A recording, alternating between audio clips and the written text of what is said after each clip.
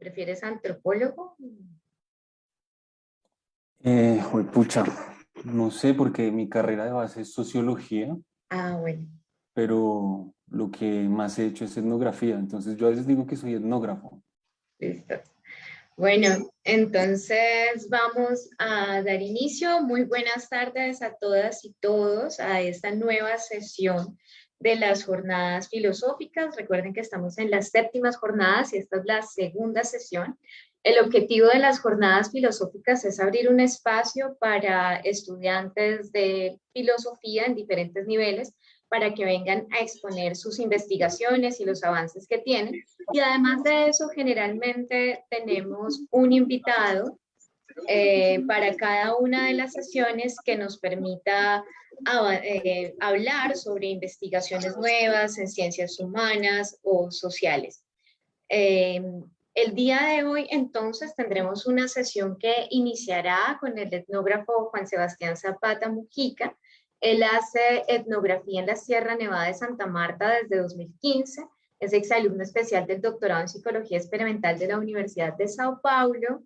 Tiene una maestría en antropología de la Universidad Nacional de Colombia y es sociólogo de la Universidad Javeriana y actualmente es investigador del documental Las Señoritas. Juan Sebastián nos va a presentar una ponencia titulada Mentalidad Primitiva, Cosas, Concepto y Ontologías Radicales, Antropología Cognitiva a través del caso COGI. Bueno, Juan Sebastián, muchísimas gracias por haber aceptado nuestra invitación. Es también un gusto para nosotros en filosofía poder contar con también investigaciones en otras áreas que puedan ayudarnos a pensar y abrir horizontes. La idea es que la conversación sea más o menos de 35, 40 minutos y luego daríamos espacio a preguntas. Entonces, todo tuyo el auditorio y de nuevo muchas gracias. Bueno, Alicia, muchas gracias a ti por la invitación. Me honra mucho poder hacer parte de este ciclo de eventos y también agradezco a las personas que están conectadas pues, para escucharme.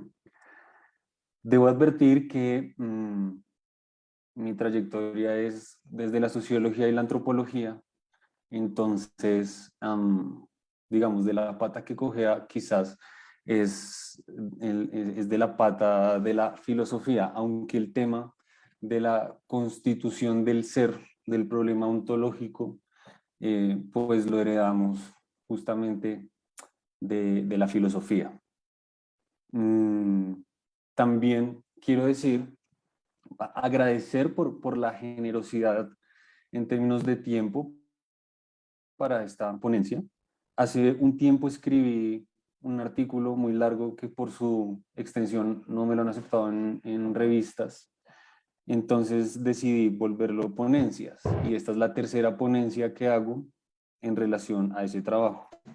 Las otras dos fueron una en el 18º Simposio Internacional de Procesos Civilizadores, organizado por la Fundación Norbert Elias, y en el primer Congreso de Historia Económica que se realizó hace por ahí un mes.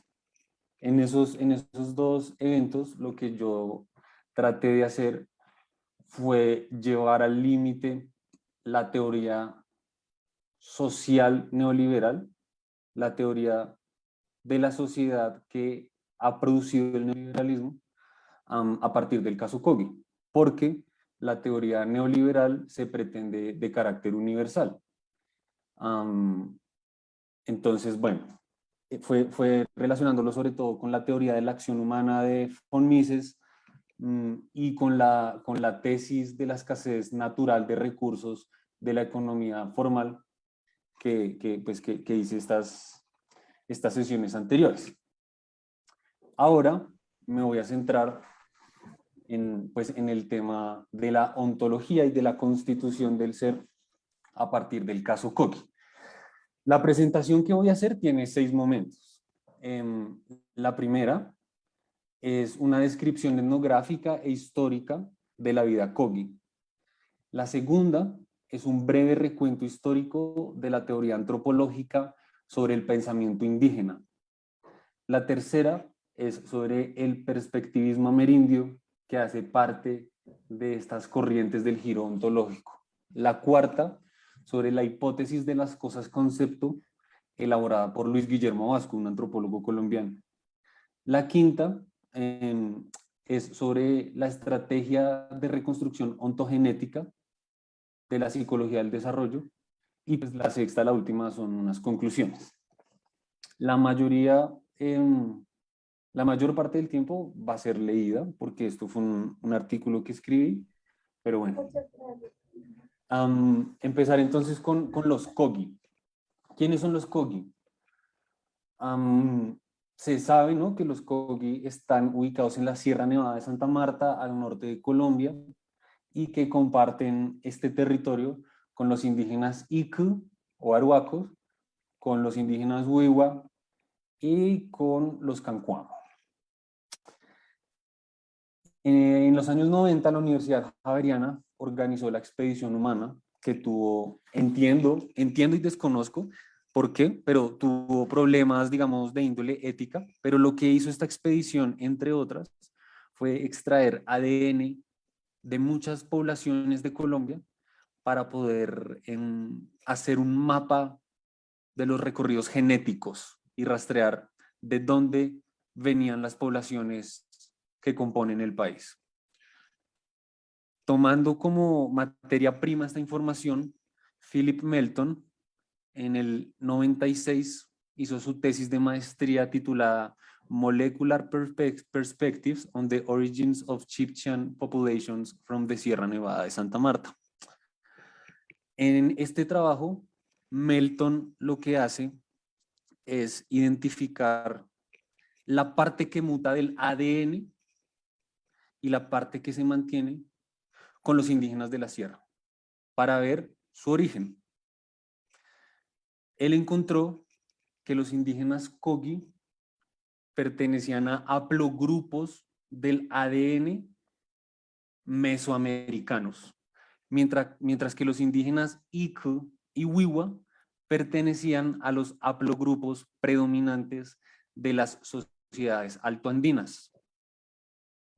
Lo que quiere decir que en la Sierra Nevada de Santa Marta se encontraron pobladores del norte y pobladores que previamente habían estado en el sur del continente y por alguna razón terminaron subiendo al norte y a la sierra. Es muy interesante este estudio de 1996, porque en los años 50, Raigel Dolmatov logró hablar con un Mama Kogi que recordaba 52 generaciones atrás. Lograba reconstruir, hilar hacia atrás hasta 52 generaciones. Y ese Mama Kogi decía que los Kogi llegaron por mar huyendo de unas erupciones volcánicas que Raigel sitúa en Costa Rica. Y en Costa Rica se han encontrado piezas arqueológicas de figuras humanas tocando maraca y gaita, que es una expresión musical, cultural, folclórica muy característica del norte de Colombia.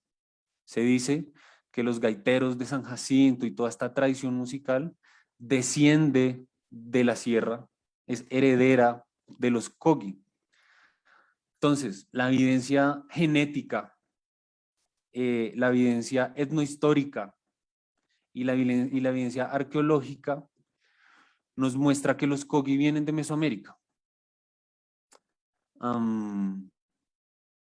Raigel además dice que analizando la cultura material tairona, que este tipo de orfebrería no corresponde al área circuncaribe ni altoandina, sino que corresponde en su técnica y en su calidad a la arqueología de tipo mayoide. Entonces, podemos establecer que los Kogi son de origen mayoide. En la descripción etnográfica que Raigel Dolmatov hace de los Kogi, él una y otra vez encuentra que la economía de estos indígenas es irracionalmente escasa, que los indígenas siempre están al borde de la inanición y apenas subsisten, pero que los cultivos son comidos por los animales silvestres ante los ojos de los Kogi y ellos no hacen nada, que no almacenan para las épocas, digamos, de vacas flacas. Bueno, en fin, es, el tema de la economía y la subsistencia es algo que desconcierta fuertemente a Raigel Dolmatov, y este tema es el que yo relaciono con la teoría neoliberal en las otras ponencias.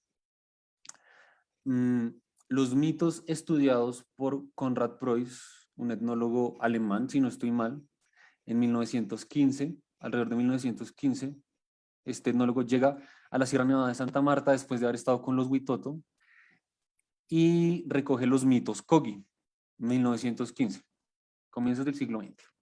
A mediados del siglo XX, Raigel Dolmatov vuelve a recoger mitos Kogi. Recordemos que Raigel empezó a hacer su trabajo de campo entre los Kogi en 1950 y la última vez que fue en 1976.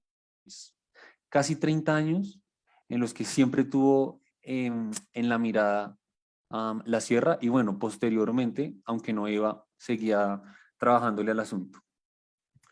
En 1989, Manuela Fischer hace la traducción de los mitos recogidos por Preuss a comienzos de siglo y los compara con los mitos recogidos por Raigel Dolmatov y encuentra que no han cambiado, que son la misma vaina, y le llama mucho la atención, le parece sorprendente, porque mientras esa permanencia ocurre de manera tajante, la tradición oral, la mitología Ikl y Wiwa cambia. Antes de esta traducción de Manuela Fischer, al parecer, el etnolingüista Noel Olaya, que trabajó con la Unión de Seglares Misioneros en la Sierra Nevada de Santa Marta, también tradujo los mitos recogidos por Preuss. Yo conocí los manuscritos que Noel Olaya tradujo, pero bueno, esos no se publicaron. Él hizo esas traducciones con otros intereses. Los indígenas Kogi son una sociedad que se organiza en torno a cacicazgos. Eso quiere decir que hay uno o una pareja de mamas que ordenan, administran la producción de la sociedad. Ellos son los que dan la pauta de trabajo y son los que en ciertas épocas del año recogen el usufructo del trabajo y lo redistribuyen. Es una economía redistributiva, no de acumulación del trabajo. El trabajo de la gente se recoge y se redistribuye. Y esto ocurre a través de una danza que se llama la danza del Tani. Entonces, lo que sostengo es que la danza del Tani es la columna vertebral de la sociedad Kogi. Esta danza puede durar alrededor de 15 días y suele darse entre cuando es el solsticio de invierno y el solsticio de verano, o cuando las cosechas no producen. Cuando las cosechas no producen, quienes danzan son las mujeres. Es la fertilidad la que danza. Pero cuando es durante los solsticios, son los hombres. Tuve el privilegio de presenciar una danza de estas y parte del registro lo presentaremos en el documental Las Señoritas. Bien, pero entonces es más o menos para hacer un esbozo etnográfico de quiénes son los indígenas Kogi. Ellos son los que visten mantas de algodón blancas con manga hasta la muñeca, hasta la mano, y algunos de ellos, hombres, algunos usan gorro puntiagudo. Los que son de gorro plano son los iku o aruacos. Los Kogi bailan todo el tiempo, las mujeres hacen música con el carrizo, con la gaita y con tamboras y cantan, pero pues estas no son las danzas del Tani. Todo el tiempo están cantando porque en su concepción, en su visión de mundo, con estas danzas están transando el equilibrio con los dueños del mundo, porque al igual que con otras sociedades, como veremos, para los Kogi el mundo está regido por otro tipo de fuerzas, por fuerzas semejantes a las fuerzas de la acción humana. Entonces, ellos hacen pagamentos, hacen danzas, hacen meditación, todo en función de que esas fuerzas del mundo estén en equilibrio. Por lo que la danza del Tani para los indígenas Kogi es una vaina que implica el equilibrio del mundo, no solo para los Kogi, sino para nosotros también. Pero nosotros no hacemos la danza, luego somos los hermanitos menores que ellos tienen que cuidar, quieran o no.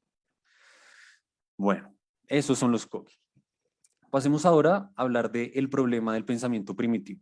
Aquí empiezo a leer. En 1890, James Fraser publicó un colosal compendio de actitudes mágico-religiosas de una gran cantidad de pueblos de todo el mundo bajo el título de La Rama Dorada. La versión que conocemos es muy acotada, 1 o 2 tomos, pero originalmente este trabajo llegó a tener 12 tomos.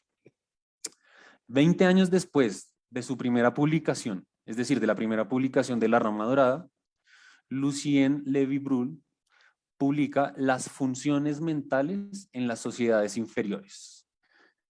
Esto ocurre en 1910 y esta publicación establece los fundamentos de la teoría de Levy-Bruhl sobre el pensamiento primitivo.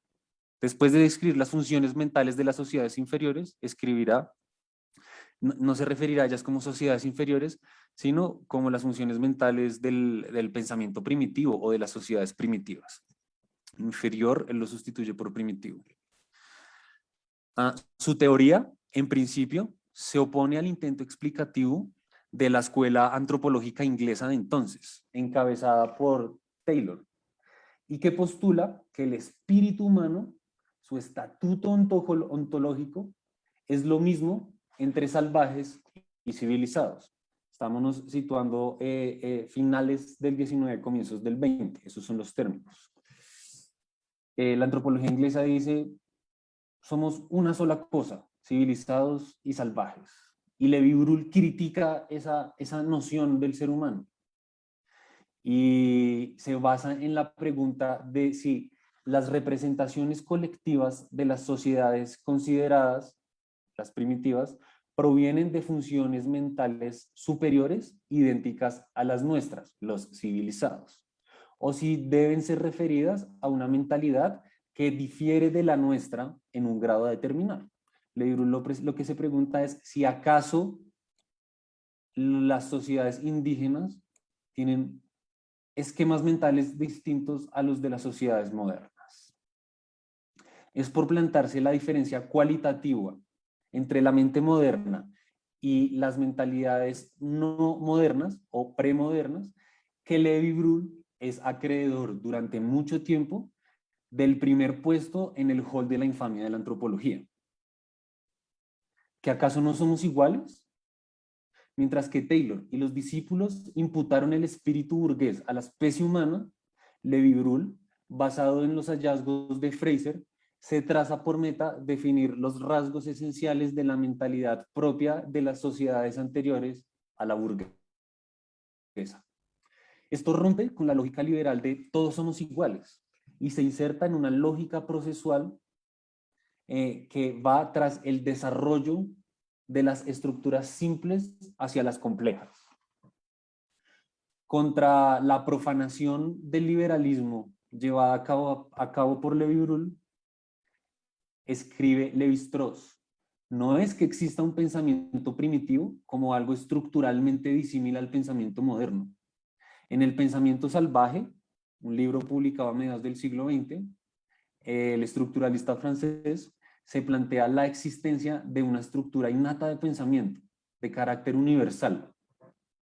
Y es bajo este paradigma que Reichel Dolmatov desarrolla gran parte de su obra, incluyendo la introducción a la segunda edición de los Kogi, donde escribe: no cabe duda de que el estilo, la selección y el contenido de estas imágenes chamanísticas y religiosas de las culturas indígenas son de suprema relevancia para la interpretación de nuestra propia imaginería, ya que la base neuropsicológica de esta condición es la misma. ¿Qué tan cerca está el pensamiento medieval europeo al pensamiento chamanístico de América? ¿Dónde está el límite entre el santo y el chamán? Si bien La gente de Aritama, un libro de Raigel y su esposa Alicia, y Los Kogi, la monografía de Raigel, fueron trabajos realizados desde la mirada funcionalista de la Escuela de Cultura y Personalidad, es el mismo Raigel Dolmatov quien afirma en uno de sus últimos trabajos, en el 91, que ya en sus primeras obras se podía percibir la sombra del pensamiento estructuralista que sacudiría la antropología comenzando la segunda mitad del siglo XX. La relación teórica y personal entre Raigel Dolmatov y Lévi-Strauss es de público conocimiento. El estructuralista francés le escribió lo siguiente al antropólogo austrocolombiano: he examinado su libro con apasionado interés y estoy maravillado ante las riquezas de aquel universo que usted nos revela en él. A partir de esta obra, la etnografía suramericana nunca será la misma, ya que usted la ha hecho entrar en una nueva era. Después de las encuestas superficiales que satisfacían hasta ahora, no se puede agradecerle lo suficientemente por la brillante demostración que usted nos proporciona en cuanto a las posibilidades insospechadas de la investigación en profundidad. Es un concepto que Lévi-Strauss emite sobre el libro Los de Sana, de Raigel. La opinión de la existencia de una estructura universal bajo la que los individuos orientan su acción ha sido un axioma desde mediados del siglo XX. En este paradigma caben tanto la antropología estructuralista clásica, la teoría neoliberal y la gramática universal de Chomsky. Esta última rebatida empíricamente por el etnolingüista Daniel Everett, no sin levantar tremendos revuelos en el área disciplinar, aunque lamentablemente pocos revuelos en otras ciencias sociales. Lévi-Strauss parecía haber enterrado a Lévi-Brühl para siempre. Pasamos a la tercera parte de la presentación, que es las teorías postestructuralistas de acervo perspectivista. Estas ejemplifican el malestar que produce la pretensión de cobijar bajo una estructura universal todo el conocimiento humano. En este sentido, todas aquellas versiones del giro ontológico con autores como Roy Wagner, Viveiros de Castro y Marilyn Stathern en Colombia con Arturo Escobar buscan destruir la visión universalizante de las teorías estructuralistas que refutan a Lévi-Brühl.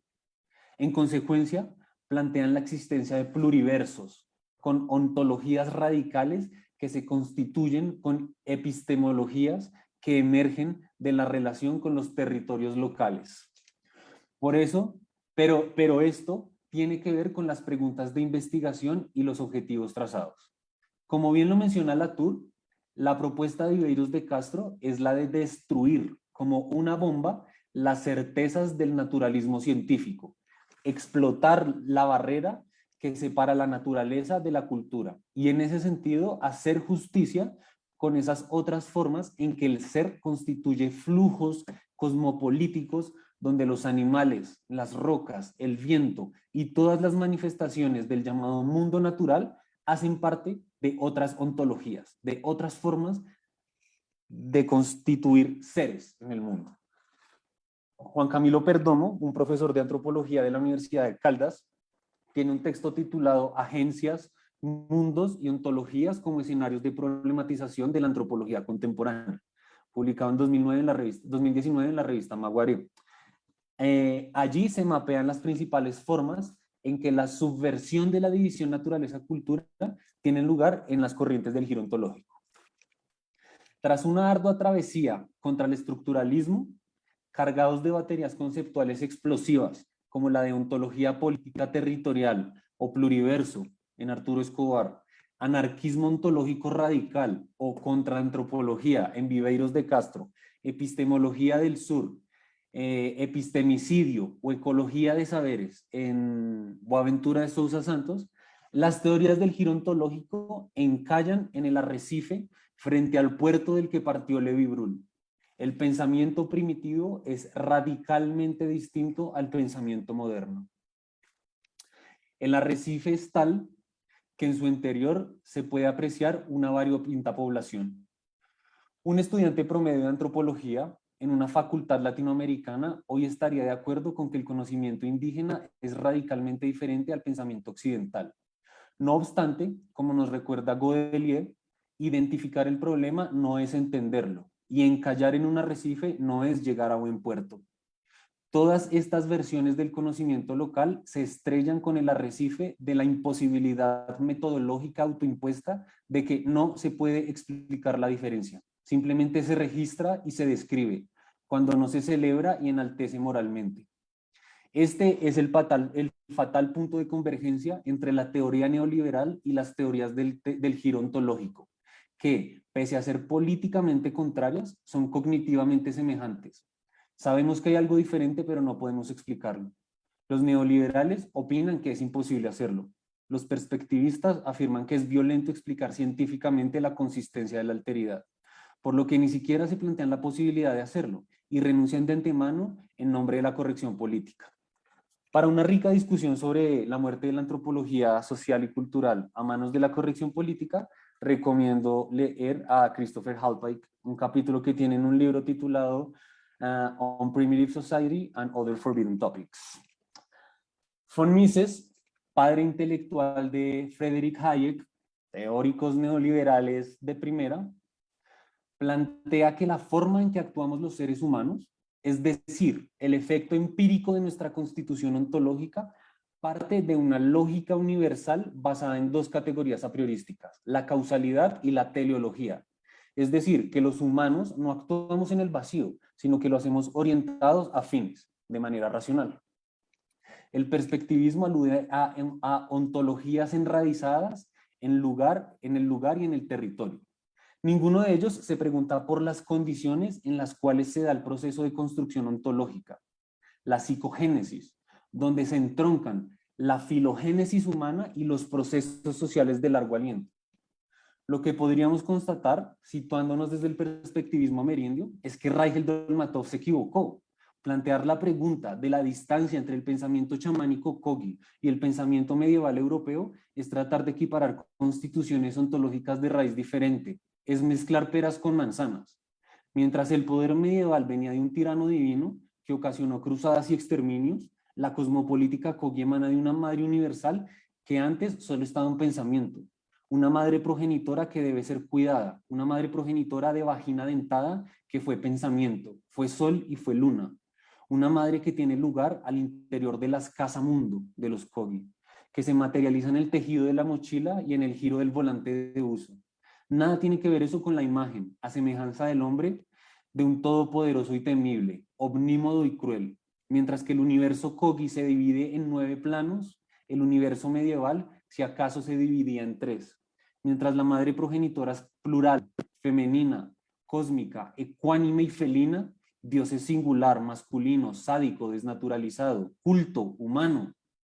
El mundo que se constituye en relación con el entorno hace que la comparación propuesta por Raigel Dolmatov sea impracticable en un mundo atomizado en culturas autocontenidas. Para el perspectivismo, lo que importa es la mirada sincrónica de una cultura, no el proceso diacrónico que posibilitó que los Kogi y los europeos medievales se desarrollaran de un tronco común humano. Comparar el trébol de una maceta en Hong Kong con una ceiba amazónica no tendría cabida para un botánico afín a las perspectivas del giro ontológico. De hecho, como ocurre con Viveiros de Castro y la contraantropología, este ya no sería un botánico, sino un jardinero absorto, ahistórico y desestructurado. Cuarta parte. Las cosas concepto del marxista colombiano Luis Guillermo Vasco. En la antropología hecha desde Colombia es notable la hipótesis de Vasco sobre el pensamiento indígena a través de las cosas concepto. Este autor critica la teoría de Lévi-Strauss, según la cual el pensamiento salvaje opera a través de metáforas abstractas. Vasco sostiene, mediante su etnografía con guambianos, Iku y Embera, que los indígenas tienen un pensamiento concreto. Dice, Jacques-Claude Lévi-Strauss lo había dicho en un libro llamado El pensamiento salvaje, en el cual presenta muchos ejemplos. El error estuvo en interpretar su descubrimiento como que los indígenas hacen comparaciones, que resultan en metáforas, metonimias, etc. Su intelectualismo recalcitrante, ese mismo que le permitió convertirse en el padre de todos los posmodernistas, lo llevó a la teoría de las comparaciones. Le impidió darse cuenta que no se trata de comparaciones, sino que las historias de los indios dicen que se trata de la misma cosa. Cuando los guambianos dicen que el tiempo es un caracol, no están haciendo una metáfora poética muy bonita, sino que están diciendo exactamente eso, que el tiempo es un caracol. Lo mismo que afirman lo mismo que afirmaron los Embera en el simposio de antropología, los dibujos de los Jai son los Jai.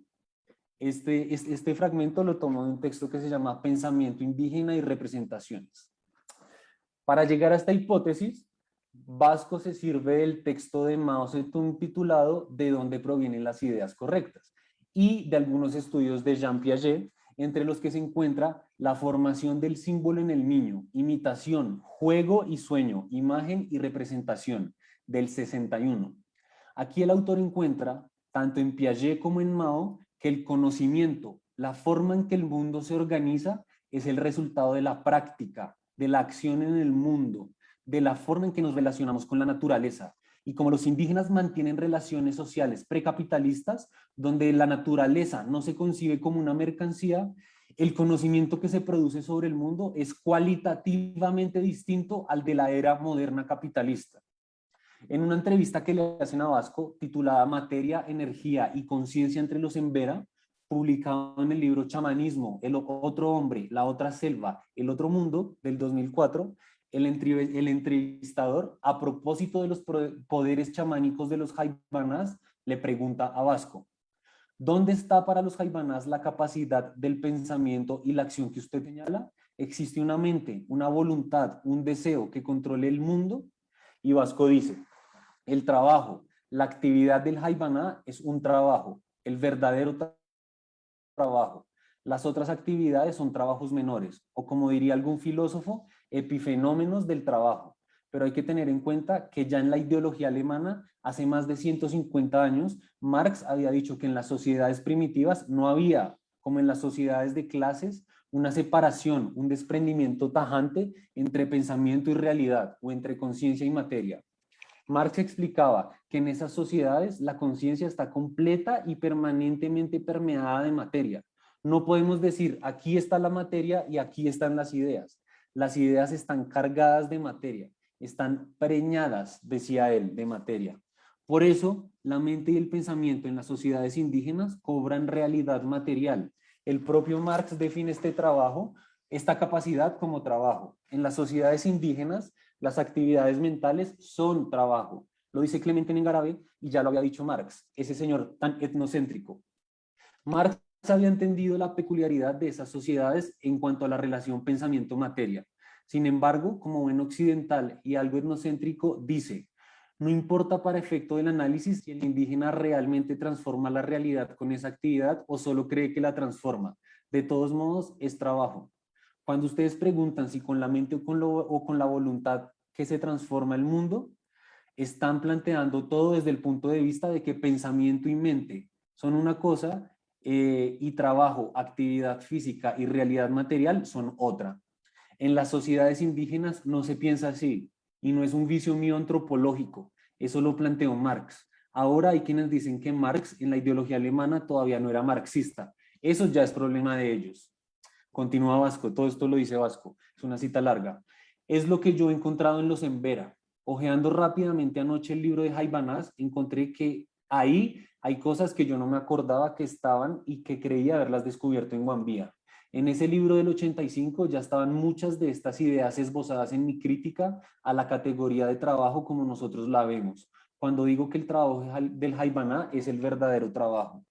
Es con esa actividad o trabajo que para nosotros es mental y solo mental que ellos transforman la realidad, que actúan sobre las cosas de los fenómenos de la realidad. La mente, el mundo de las ideas, no está separado aún de la realidad.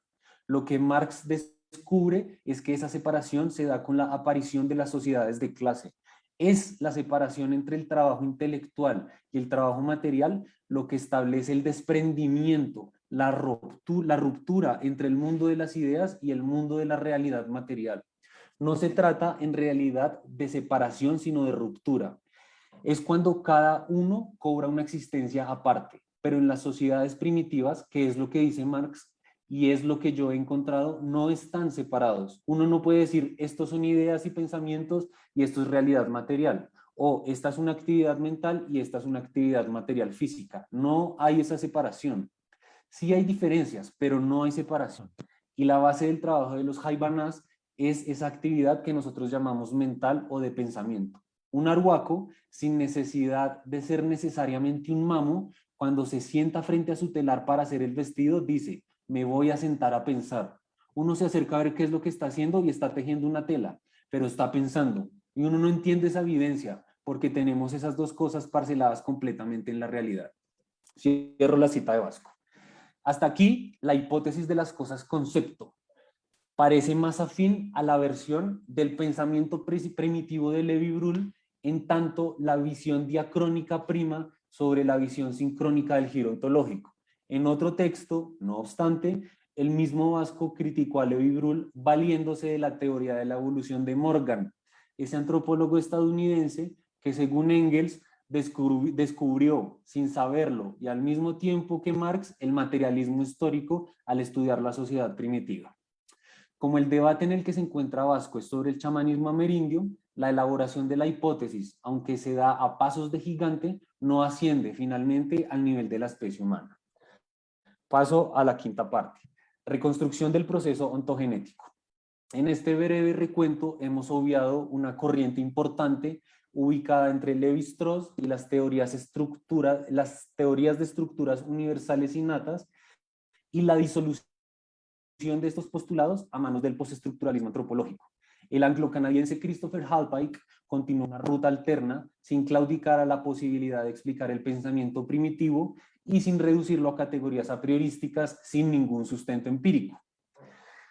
Hallpike dijo sobre Levi-Strauss, como lo sostiene Levi-Strauss, que al darse semejanzas estructurales básicas entre todas las lenguas, semejanzas que reflejan la organización nerviosa básica del cerebro, no puede darse diferencia fundamental entre el pensamiento primitivo y el nuestro.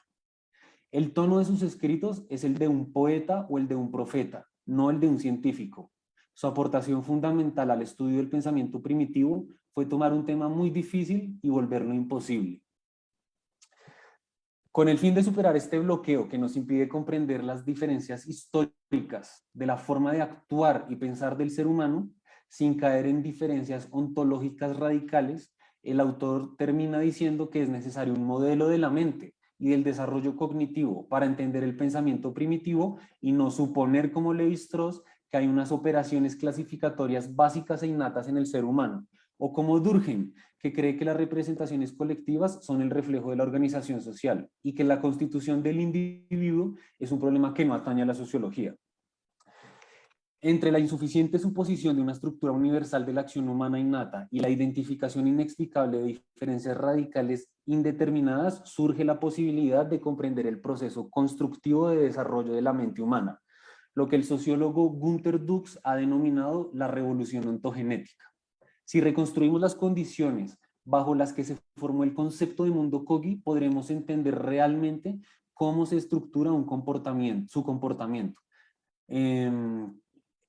A través del análisis empírico, la psicología del desarrollo ha determinado que todo ejemplar de la especie humana despliega estructuras mentales para poder coordinar las destrezas motoras e interactuar así con lo que lo rodea. Tanto los Kogi como los austríacos burgueses, al momento de nacer, son incapaces de valerse por sí mismos y en relación con su cuidador desarrollan unas estructuras basales de pensamiento, gracias a las cuales pueden orientar sus acciones mediante cierta noción de tiempo, espacio, causalidad y objeto. Este proceso de construcción de competencias para la acción es universal y presenta distintos niveles de desarrollo según las exigencias del entorno social en que convergen para su construcción. Para el caso Kogi, Raigel Dolmatov registra que desde los 4 o 5 años los niños ya se conducen de la misma manera como los adultos. Previo a este momento tiene lugar el bautismo. En muchos casos, un individuo olvida su nombre secreto, el que el mamá adivina, pero el sacerdote generalmente se acuerda de él. Para Raigel, el sacerdote es el mamá. Respecto a los adultos competentes, a través de los cuales el neonato constituye el mundo y la lógica en que se desenvolverá, el autor nos dice que la madre está obligada a alimentar y cuidar a sus niños hasta que estos abandonen la casa. Y en lo general las mujeres cumplen estrictamente con este deber. Los hombres deben ocuparse solo de la economía familiar, es decir, de 5 o 6 años en adelante. Entonces, el deber de los padres consiste en enseñarles tanto conocimientos técnicos de horticultura y manufactura, como también conocimientos religiosos, genealógicos, mitológicos y la conducta ceremonial. La conducta entre hermanos y hermanas pone asimismo el énfasis en la colaboración económica. Hasta los 5 o 6 años, es decir, hasta que las actividades se separan según su sexo, ellos viven juntos, pero de allí en adelante cada uno de los niños vive más cerca del pariente de su mismo sexo. Del hermano menor se pide que muestre todo respeto a su hermano mayor y este último está obligado a defender, ayudar y enseñarle al más joven. Luego el autor describe la etapa adulta, que por tiempo no puedo pasar por allí. Y bueno, todo este proceso de desarrollo individual tiene una lógica de desenvolvimiento relativamente dependiente del mundo exterior. Para los Kogi, continúa Reichel, la naturaleza es un gran telón sobre el cual ellos proyectan su cultura, su sociedad y su personalidad. El universo, la tierra, los astros, los fenómenos atmosféricos, los animales, las plantas y los minerales forman todos una inmensa familia de seres animados y emparentados entre sí, cuyo origen común es la madre universal, personificación de la fuerza creadora. Esta gran familia se divide en otras más pequeñas y por fin en representaciones individuales. Las normas de conductas de estas familias que los Kogi proyectan así sobre la naturaleza son las mismas que en la sociedad humana deben observar el individuo y la familia. Entonces, relacionamos esto con la teoría de la psicología del desarrollo. Cito a Laura Ibarra, que es socióloga y psicóloga. Coordinando sus habilidades motoras, la realidad es simultáneamente organizada. El proceso mediante el que las acciones incrementan las competencias tiene consecuencias decisivas en la formación del pensamiento y sus categorías. La estructura construida por el ejercicio de la acción permanece unido al sistema cognitivo. Por esa razón, la organización interna de estructuras que nos permite percibir y entender el mundo asumen un esquema de acción. El esquema de acción que se construye en la más temprana fase de la ontogénesis para asegurar el acceso a la realidad, así como las categorías de objeto y evento que son construidas con este esquema, fueron decisivas en la construcción del entendimiento maya del mundo. ¿Cómo podría el pensamiento, que no tiene otra lógica para entender el mundo, más que el esquema de la acción, aplicar otro paradigma para interpretar los objetos y los eventos que encuentra? Entonces, bueno, no tengo tiempo, pero lo que hago ahí es ver cómo la sociedad le exige al individuo que desarrolle ciertas capacidades hasta que el individuo encuentra su enlace con el grupo y ya se desenvuelve como un adulto competente. Este proceso de desarrollo, el proceso es universal, ocurre en todos los especímenes nuevos del ser humano, pero tiene momentos lógicos distintos y esto es lo que los neoliberales y los postestructuralistas no entienden porque dicen que no se puede o porque dicen que es violento hacerlo. Paso a las conclusiones y ya son solo 2 páginas. Gracias a los conocimientos desarrollados por la arqueología, la etnografía, la historia, la biología molecular y la paleontología, por primera vez en la historia del ser humano, en la era moderna, tenemos ante nosotros todas las fichas del rompecabezas del Homo sapiens. Con estas fichas, Levi-Brühl propuso un modelo histórico comparativo y Levi-Strauss, contradiciéndolo, hizo un armazón basado en la opinión de que la especie en su conjunto comparte una estructura mental innata, opinión que comparte la teoría neoliberal. Ahora, desde los años 90 y cada vez con más fuerza, el nuevo mainstream de los abanderados del giro ontológico llega a estrellarse con ese rompecabezas, arremeten con rabia para desestructurarlo todo. Pues no es verdad eso de que todos pensemos de la misma manera. Los del giro ontológico son verdaderos kamikazes anarquistas. Su propósito es destruir los cimientos sobre los que se erige la teoría de una estructura innata de carácter universal, pulverizar el tablero y reducir a sus justas proporciones la desproporcional idea de que todos los seres humanos somos iguales. El ser burgués no es el ser humano, es su excepción. De hecho, la idea de ser humano no es compartida en todas las sociedades, puesto que cada sociedad constituye un ser en relación con el lugar. De allí que ciertas formas de vida no conciban ni siquiera eso de sociedad, pues la vida de los seres en esos lugares se da por flujos cosmopolíticos que van y vienen entre todos los elementos que componen las experiencias vitales. Se trata entonces de islas ontológicas inconmensurables que escapan por principio a la posibilidad explicativa de la ciencia antropológica. No en vano Viveiros de Castro habla de una contraantropología. Sus intereses no caben dentro de la empresa científica. Sobre las cenizas de una antropología social estructuralista destruida, los del giro ontológico no construyen nada nuevo, se revuelcan en los desperdicios proclamando el fin de la modernidad y la ciencia, celebran la caída del muro que dividía la naturaleza y la cultura.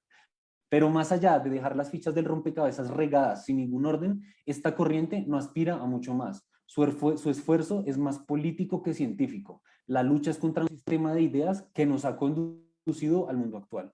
Contrario a esta crítica destructiva, la crítica reconstructiva busca reunir la evidencia empírica del desarrollo del ser a lo largo de la historia de la especie y así explicar los distintos momentos lógicos del desarrollo ontogenético que abren y cierran posibilidades a otros mundos. La psicóloga evolutiva Elizabeth Cashdan, valiéndose justamente de la arqueología, ha señalado que cerca del 90% de los seres humanos que hemos vivido en la Tierra, que vivieron en la Tierra, fueron cazadores-recolectores. Sin embargo, la visión ahistórica que predomina en las ciencias sociales pretende, sin ningún sustento empírico, que todos los seres humanos que han pasado por el planeta actúan bajo una misma lógica. Como lo hemos señalado para el caso de la teoría neoliberal, se parte de que es imposible adentrarse en la construcción de la lógica de la acción humana y por tanto los axiomas teleológico-causales se imponen de carácter universal. De ser cierto que hay una lógica universal bajo la que actúan todos los seres humanos, ¿cómo explicar que más del 90% de la historia de la humanidad se desenvolvió bajo simples deficiencias técnicas y de un momento a otro se pasó al establecimiento de asentamientos agrícolas y después asistimos al desarrollo industrial? ¿Por qué tardó tanto la especie en refinar la técnica? Las visiones sincrónicas del ser humano son incapaces de responder a los grandes desafíos que plantea la historia en su conjunto y corre el riesgo de presuponer funciones inexistentes y de partir de axiomas relativos. Recuerdo finalmente las palabras de dos autores comprometidos con la superación de la teoría neoliberal vía demostración empírica, no vía lecciones morales. Una, ¿cómo se puede entender, comprender y explicar maneras de vivir, maneras de actuar, lógicas y sistemas que no son los nuestros? Yo creo, dice Maurice Godelier, yo creo hay dos precondiciones. La primera es que la alteridad de los otros no es absoluta, sino siempre relativa. Si no hay este presupuesto, no puede haber en ciencias sociales un enfoque real. La segunda precondición es que todas las maneras de pensar y de actuar se pueden entender, pero con trabajo, con método y principios. Y la segunda, ya para finalizar, Günter Dux dice, los mundos tempranos pueden ser fascinantes. Ellos no son al mismo tiempo conocidos y extraños. Gracias, me tocó correr, perdón. Sí, lo siento, Juan Sebastián, pero muy iluminador el trabajo y qué bueno que alcanzaste a leer estas conclusiones tan llamativas. Ahora damos espacio a las preguntas, tal vez tenemos espacio para dos preguntas. Daniel Mogollón, que es estudiante del doctorado, ha levantado la mano, entonces Daniel, si quieres, puedes tú mismo hablar. Muy buenas tardes. ¿Sí me escucha? Muchas gracias, Juan Sebastián. Sorprendido, muchísimas gracias por esa ponencia cargada de vitalidad de pensamiento. Haces pensar definitivamente estos modelos de, como tú lo decías, el neoliberalismo. Y obviamente también existe un repaso por el, digamos, el socialismo. Citaste también a Mao. Y es muy buena tu ponencia. Más que una felicitación y seguirlo haciendo, invitarte al diálogo, porque habrían cosas que tendríamos que sentarnos a tomar puntualmente y a poderlas como depurar. Y es interesante. Por ejemplo, en mi caso, yo tendría que preguntarte sobre el perspectivismo, tendría que preguntarte sobre un caso interesante sobre cosas que dijiste puntual, por ejemplo, en el caso de los Wiwa, que a mí me interesa también profundizar. Y habrían esas cosas que me gustaría dialogar contigo, Juan Sebastián. ojalá se dé esa oportunidad. Pero yo tengo una pregunta muy sencilla para no quitar tanto tiempo y darle paso a la siguiente. Dentro del pensamiento primitivo, ese gran espacio que tú nos estás proponiendo, dentro del pensamiento primitivo, ¿hay posibilidad de estructurar algún tipo de objeto técnico o que en ese pensamiento primitivo se estructuren los seres técnicos? Daniel, me da mucho gusto por fin vernos. Hemos intercambiado emails y claro, tenemos que hablar. Me parecería muy rico que lo hagamos. Pues de acuerdo con la teoría psicogenética, eh, está en discusión, no se han puesto de acuerdo autores como Hallpike y Gunther Dux, ambos están vivos. Uno dice que las sociedades de mentalidad primitiva se encuentran en el estadio preoperacional definido por Piaget. Pero Dux dice que eso no es así, estas sociedades primitivas se encuentran en estadios operacionales concretos. Eh, Dependiendo de donde uno se pare, el desarrollo de técnicas es mayor o menor. Sin embargo, por supuesto que hay altos desarrollos técnicos en este tipo de sociedades que se constituyeron previamente a la época moderna. Eh, Desarrollando técnicas pues como la agricultura misma, que no es poca cosa, hasta sistemas de deliberación política tan significativos como son el poporeo en las cancuras, que puede durar días, pero que de allí no salen hasta que se establezca el acuerdo. Pienso que esas son técnicas altamente tecnificadas que se han producido en este tipo de sociedades. Totalmente de acuerdo, Juan Sebastián. Muchísimas gracias. A ti, Daniel. Creo que había otra mano levantada, pero no estoy seguro. Bien, también, entonces, creo que en el chat tenemos un comentario de Edith, teniendo en cuenta el planteamiento de la investigación según el cual no existe o no ha existido un núcleo común humano-humanidad. ¿Cómo se puede conocer y compartir el conocimiento entre diferentes grupos y comunidades? Y dar las gracias, y que es excelente temática. Entonces, esa sería la otra pregunta. A ver, según el planteamiento que dice que no hay un núcleo común, entiendo que se trata de estas teorías del giro ontológico, donde el ser se constituye enraizado, es radicalmente distinto uno de otro. En, este tipo de abordajes no se plantean tanto la comparación. De hecho, ellos dicen es imposible, es violento, no vamos a comparar. Y más que la forma en cómo se comparten conocimientos entre distintos grupos, lo que yo entiendo es que ellos miran cómo se resisten, cómo ese tipo de conocimientos no comparten, sino que destruyen permanentemente, fragmentan. Entonces, todos estos conocimientos de ontologías locales, territoriales, rompen, no dialogan, rompen con el modelo naturalista científico. Y a la vez, este modelo naturalista científico, a partir de su agente principal, que es el Estado colonizador, busca romper. Y en estas disputas de cosmopolíticas encontradas, pues emergen una serie de conflictos que estas corrientes denuncian sistemáticamente. Pero creo que ellos no se plantean el problema de la transmisión social de conocimiento. Yo eso no lo he visto. No sé si alguien lo tenga más claro. Perfecto, entonces es una pregunta que todavía seguiría abierta y podríamos tenerlo por acá. Y bueno, da las gracias. Y también tendríamos como ya tal vez la última pregunta que envía Jorge y dice, ¿qué significado tiene el mito que genera logos desde el pensar ancestral, rural e indígena?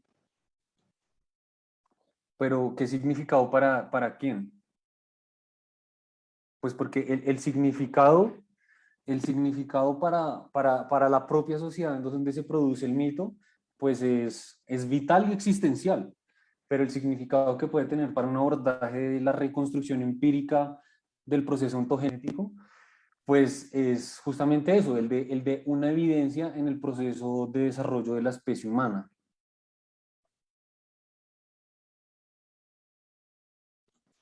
Bien, perfecto. Sí, Jorge, no sé si Jorge sería suficiente la respuesta ahí o quisiera aclarar un poco la pregunta. Podríamos tener un momento ahí.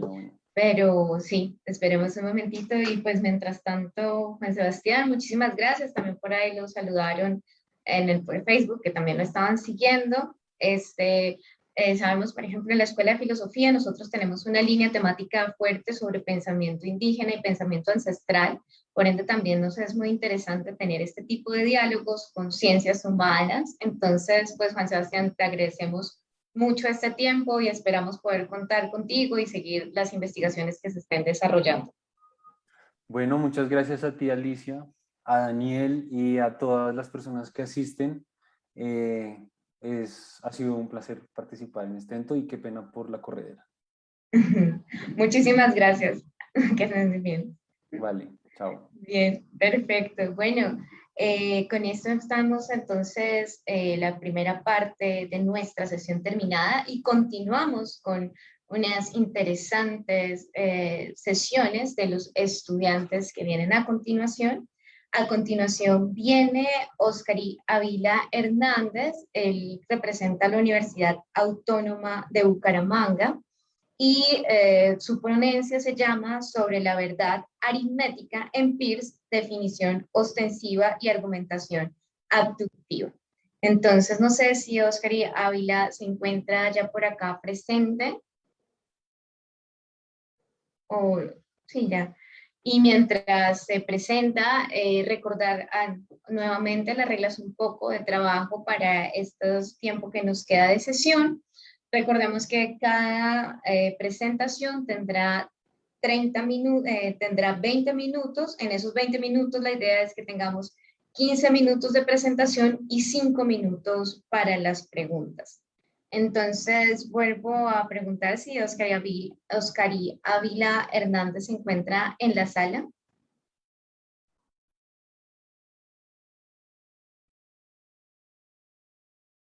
Bueno, parece que no está. Entonces, yo creo que podemos dar un minuto y miramos si llega o si no, pasaríamos al siguiente si se encuentra.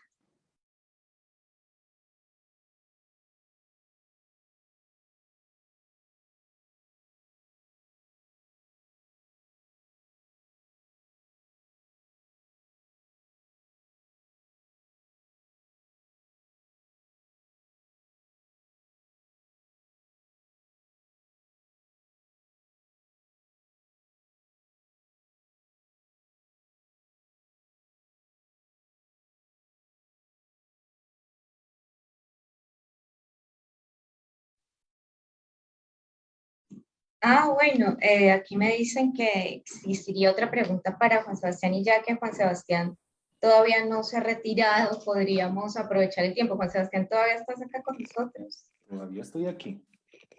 Perfecto. Entonces, el profesor Jorge Maldonado tiene el micrófono. Sí, muy buenas tardes, Juan Sebastián. Muchas gracias por la intervención, bastante interesante. Y bueno, de pronto me gustaría profundizar un poquito más. A mí me causa curiosidad varias cuestiones, pero voy a tratar de concentrarme solo en dos. La primera es si efectivamente necesitamos, o sea, yo sé que las teorías antropológicas, los discursos antropológicos, prácticamente son importados, ¿no? Independiente del esfuerzo que hayan hecho algunos personajes aquí en Colombia, pues para adaptarlos, para hacer desarrollos. Y me da la impresión que es como un gesto muy colombiano, ¿no? Como de concebir posible una adaptación teórica para precisamente como que en el fondo hay un prejuicio de que, bueno, aunque es una teoría elaborada en otro lado para otro grupo humano, para otra sociedad o para otro estudio, pues aquí lo podríamos aplicar. Y no lo pienso solo en el caso de del estudio que hacen los antropólogos, pues con Wiwas o con Nicas o con Ica, lo que sea, sino también, por ejemplo, pasa en educación, pasa en política. O sea, nosotros somos muy dados a importar la teoría y luego mirar a ver cómo es que se ajusta, ¿no?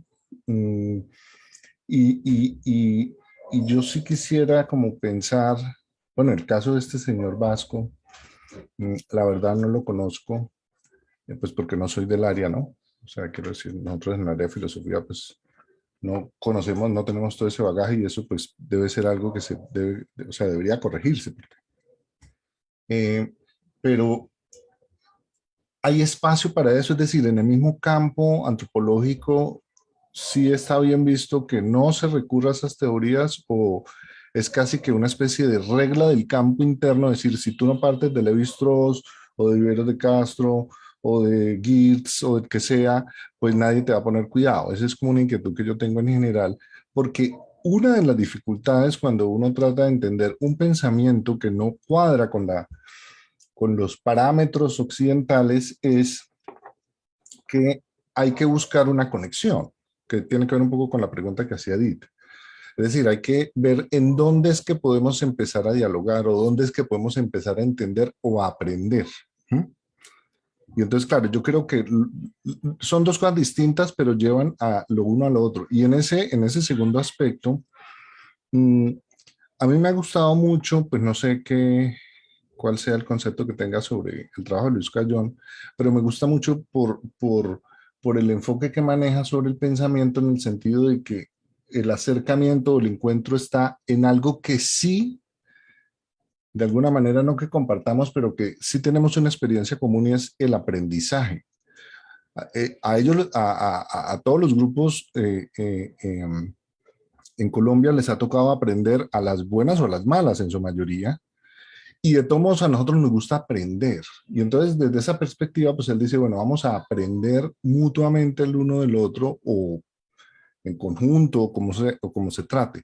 Pero bueno, yo pensaría que de pronto por el lado del aprendizaje es como un punto de partida, es como no, no diría yo una categoría, sino como una conexión que nos evita caer en una discusión sobre con qué categoría, ¿sí? O con qué concepto, o desde qué idea de ser humano, o de idea de lenguaje, o de cultura, o de cosmovisión, porque pues sabemos que las diferencias son muy grandes en muchos sentidos. Entonces esos dos aspectos, ¿no? Como sobre la lógica del campo antropológico, como se está manejando ahora, y sobre, bueno, ¿cómo le vamos a hacer?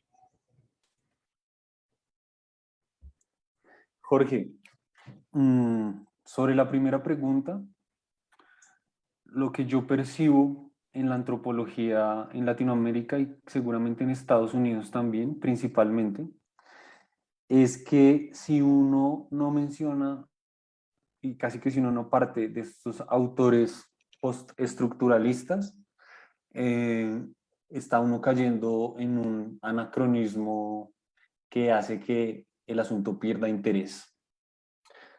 Coincidencialmente, este semestre vi dos materias en psicología experimental en la Universidad de Sao Paulo, una que se llama Introducción a la Psicología Indígena y otra que se llamaba Evolución Cultural en Animales Humanos y No Humanos. La psicología experimental está mucho más del lado de la biología que de las ciencias sociales. Pero el tema de la introducción a la psicología indígena partía de Deleuze y lo más cientificista era Vygotsky, pero de ahí para allá puro pensamiento postestructuralista. Es decir, incluso hasta las investigaciones de raigambre más biológica, esta tendencia está siendo muy fuerte. Aún así, esta otra materia que veía sobre evolución, pues tenía muchos estudios de primatología, experimentos de modificación de conducta con pescados, con ratones, con perros, bueno, en fin.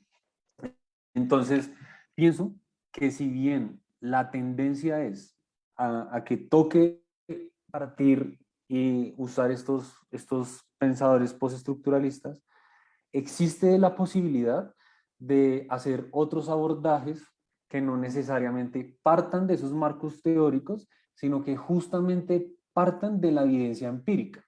Es decir, lo que estamos observando es esto y a partir de allí nos vamos a relacionar con la teoría y no, tenemos un marco teórico que está peleando con otro marco teórico y vemos qué pedazo de la realidad empírica vamos metiendo donde para hacerlos sucumbir. Y sobre cómo hacerle, pues creo que también debe ser por ahí, más allá del marco teórico con el que uno sea más afín, partir, digamos, de la evidencia empírica que en ciencias sociales tiene que ser el diálogo, ir y escuchar. Yo recuerdo que recién llegué a la Sierra Nevada en el 2015, yo venía con esta idea pendeja de los indígenas, son, mejor dicho, lo último en Guarachas, y yo fui a trabajar con los indígenas Cancuamo, que son muy diferentes, y entonces yo me resistía a la evidencia empírica, me resistía a que cargaran en la mochila la Biblia en vez del poporo. Y yo decía, no, pero es que y me negaba a las cosas que ocurrían ante mis ojos, porque un poco la postura era de los indígenas nos van a sacar del atolladero en el que nos ha metido el neoliberalismo y los indígenas son una berraquera, cuando en la realidad los indígenas son una berraquera, pero hay muchas cosas de una berraquera también en la sociedad contemporánea y hay muchas cosas de los indígenas que también son muy complicadas, como el tema de la ablación entre los Embera o el incesto entre los Kogi, que para nosotros es, o pues para mí es moralmente difícil. Entonces yo pienso que cómo hacerle con el diálogo y con la escucha y anteponiendo la realidad a los marcos teóricos. Ya si para el marco teórico nos sirve más Lévi-Strauss, Descola, Viveros de Castro o Marx, pues eso tiene que ser posterior, pienso. Bien, gracias.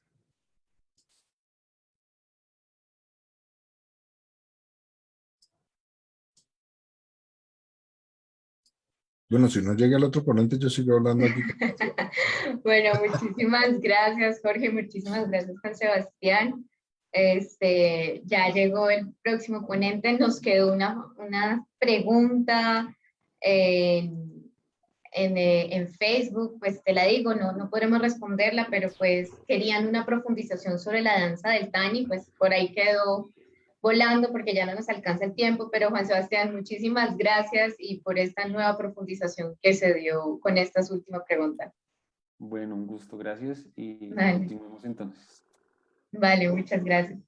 Entonces, bueno, creo que ya se encuentra Oscar y Ávila, que nos hablará sobre la verdad en Peirce, definición ostensiva y argumentación abductiva. Entonces, Oscar, y tienes más o menos unos 10, 11 minutos, porque pues bueno, se nos fue un poquito el tiempo mientras te esperábamos. Entonces, todo tuyo el auditorio. Muy buenas tardes. Discúlpeme, ¿me escucha? Sí, te escuchamos. Sí, ok, perfecto. Entonces voy a compartir pantalla. Eh,